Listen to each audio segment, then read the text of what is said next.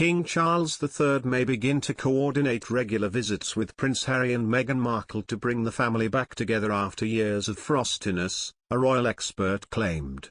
Following his recent attempt at extending an olive branch to the Duke and Duchess of Sussex, a royal expert suggests that, upon the new royal era, King Charles may attempt to make regular visits with the couple, as reconnecting with them is something that he very much wants to happen. Speaking on the latest episode of Royally Us, royal historian Gareth Russell sheds some light on what could happen in the next few weeks for the newly appointed King Charles. Speaking to hosts Christina Garibaldi and Christine Ross, Mr. Russell said, "I do think the King very much wants to heal the rift with Harry and Meghan. We saw that olive branch held out in the first national address, so maybe we will see attempts to coordinate more regular visits between Harry and Meghan and back to Britain." Mr. Russell added that sometimes people forget that there was a pandemic and there were travel restrictions during the first stage of Meghan and Harry's move to the US. He also added, "So maybe we will see more frequent visits back. I think that is something the King very much wants to happen." In the days following the Queen's death, King Charles addressed the nation for the first time in his brand new position. During this televised speech, he outlined the new royal titles appointed to some of his family members, including his wife, Camilla, the new Queen consort, and Prince William and Catherine, who now the Prince and Princess of Wales.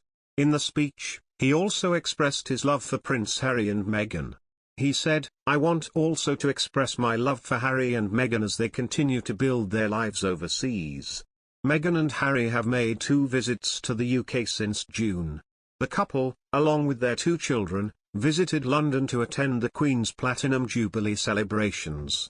They, however, didn't attend all events and chose to fly back to the US before the celebrations officially concluded."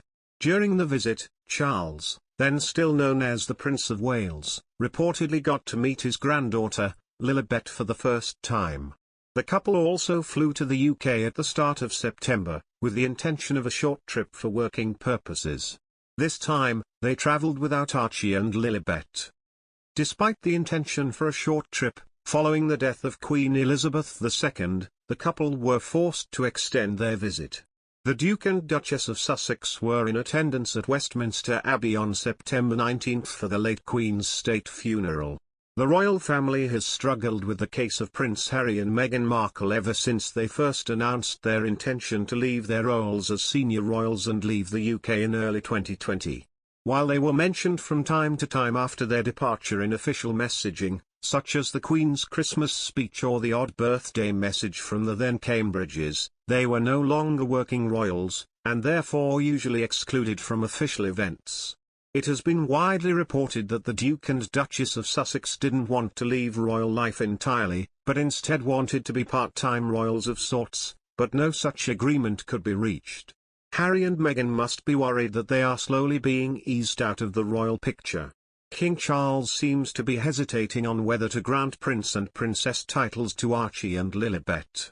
And the fact that they have been demoted on the palace website is another indicator that they are not seen as working royals.